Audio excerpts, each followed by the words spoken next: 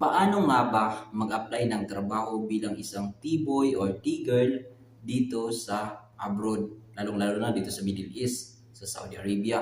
Unang-una nyong gawin, syempre kailangan nyong i-prepare yung inyong resume. Bagong lahat, kung hindi pa kayo nakapag-subscribe sa ating YouTube channel na ito, inaanyayahan ko muna kayo na i-click nyo po yung subscribe sa baba ng video na ito at i-click yung like at yung bell button para naman ma-notify kayo kapag may bago tayong upload. By the way, ako si Rob Kevin or Rob Kevin Stories, isang T-boy dito sa Saudi Arabia.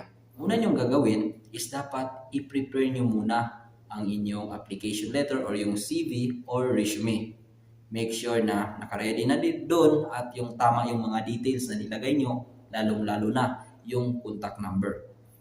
Pangalawang gawin is maghanap na kayo ng mga agency office para doon kayo magpasa ng inyong resume or CV. Pero halimbawa, ikaw ay nasa probinsya like kagaya ko, nasa Mindanao from Jensan, kasi karamihan o limitado lang kasi yung mga malalapit na agency office sa probinsya. Dahil karamihan yung mga agency for skilled worker, lalong-lalo na sa mga T-boy or T-girl, is nasa Maynila. Next option, kapag malayo or walang malapit na agency office sa inyong lugar, pwede kayong mag-search through online. Sa Facebook, maraming mga nagpo-post. Search lang kayo doon sa search bar, job hiring abroad job hiring, or sasali kayo sa mga group sa Facebook tungkol sa mga hiring papuntang abroad. Pero kung may specific na position na kayo na gustong applyan, halimbawa T-boy or T-girl, pwede nyo i-search doon sa search bar sa Facebook. Halimbawa, hiring T-boy or hiring T-girl bound to Saudi or bound to Kuwait or for abroad. So, pwede nyo i-search doon sa search bar sa Facebook. So, maraming mga nagpo-post dyan. Kailangan nyo lang talaga na pagtsatsagaan at maglaan ng time. At isa pa, kailangan nyo ding maging maingat sa paghahanap kasi kung gaano karami yung mga naghahanap ng trabaho, ganoon rin karami ang mga naglilipa ng mga scammer lalo na online. Paano nyo malalaman kung scammer yung na-contact ninyo? Halimbawa, nag-apply pa lang kayo, nagde-demand na sila ng pera for processing fee or placement fee. Sign na yan ng red flag. Kasi itong ang sign na legit yung in-applyan ninyo, sa pag-apply nyo pa lang or sa pag-send nyo ng yung receive at kukontakin na kayo kung kayo ay kasali sa initial interview. Ang next niyan kasi kapag nakapasa kayo sa initial interview, meron tinatawag na final interview. Doon sa initial interview, madalas ang interview sa inyo is yung agency. Sa final interview, pwedeng yung agency or yung mismong employer galing dito sa abroad. So sila yon ang mag-interview sa inyo. Ngayon, kapag nakapasa kayo sa final interview, bibigyan nila kayo ng job offer letter. Saka sila magde-demand ng placement fee or magde-demand ng pera para dapat yung bayaran sa agency. So yan yung legit na agency. Hanggat wala pang job offer letter galing sa employer o galing sa agency, huwag niyong tatanggapin or huwag kayong papayag na magbibigay agad ng kahit anong amount or magkanong amount na pera dun sa na-contact niyo or dun sa nagpapanggap or dun sa inakala niyong agency. So yan po yung sign na legit kapag meron na kayong job offer letter after final interview. So ngayon, paano kung ikaw ay nasa probinsya at wala kang kakayang lumuwas ng Maynila for final interview or for interview, initial man yan or final interview, anong gagawin? Kasi pwede mong pakiusapan yung agency kung pwedeng via online, via Zoom. Kung papayag sila via Zoom, mas maganda.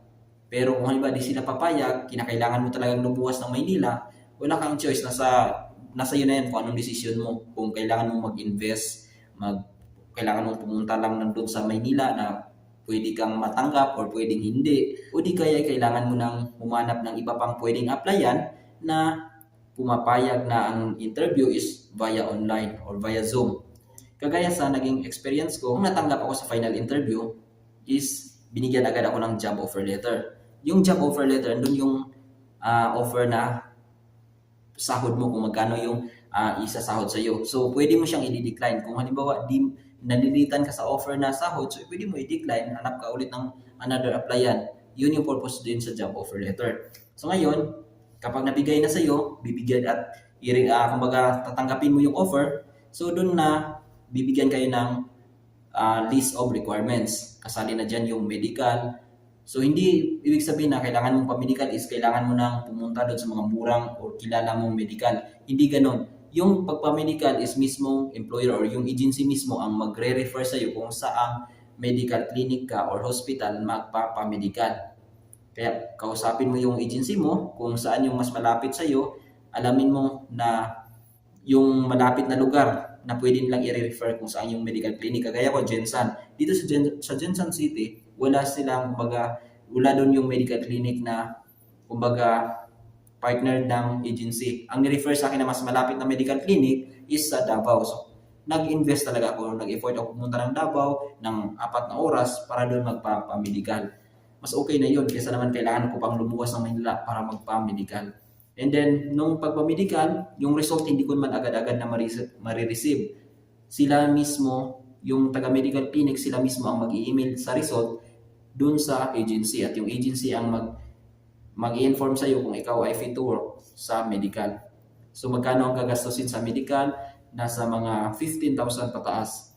So, kasalin dyan yung mga pamasahe. Siyempre, expected lalo na kapag malayo yung medical clinic sa lugar mo. Maliban sa medical, kailangan mo rin process ng mga documents tulad ng PSA mo, yung NBI clearance, police clearance, at mga benefits. So, kailangan mo yun siyang ipaprocess. At kapag na-comply mo na lahat at napasa na, na-send na dun sa yung agency, bibigyan ka na nila ng schedule for biometric. Ang biometric niyan sa Maynila. So, kinakailangan mo talagang lumuwas ng Maynila para sa biometric. And then, maliban pa doon, meron din yung Saudi Embassy interview, another schedule na naman. Kapag natapos na yung biometric at yung sa Saudi interview embassy is doon na maghintay ka ng yung ticket papuntang abroad at syempre yung entry visa mo papunta rito. So, gaano katagal? Siguro pinakamatagal yan is 3 months sa paghihintay. Pinakamabilis mga 1 month. Ganon po yung proseso. By the way, magkano pala yung sahod sa T-Boy? Ang sweldo pala sa T-Boy is nag-range ng 1,500 Saudi Riyal plus 300 Saudi Riyal na food allowance. So, ang sweldo mo, kumbaga matatanggap mo sa isang buwan is 1,800 kasi 1,500 lang yung sweldo mo pero dinagdagan ng 300 para yun sa food allowance mo.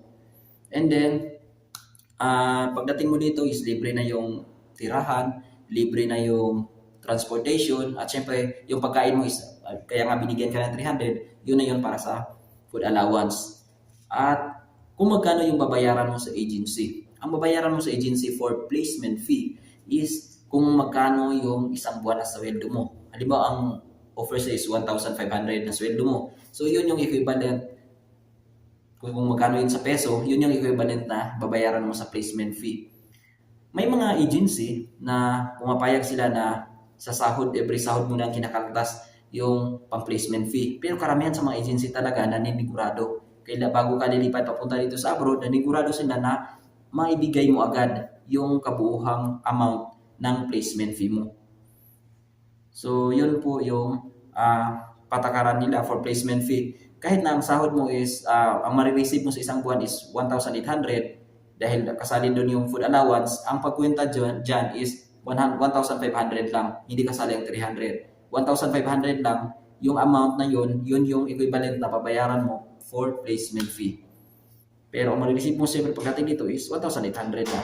So, yun lang. Kung may katanungan kayo, pwede kayo mag-comment dito sa baba.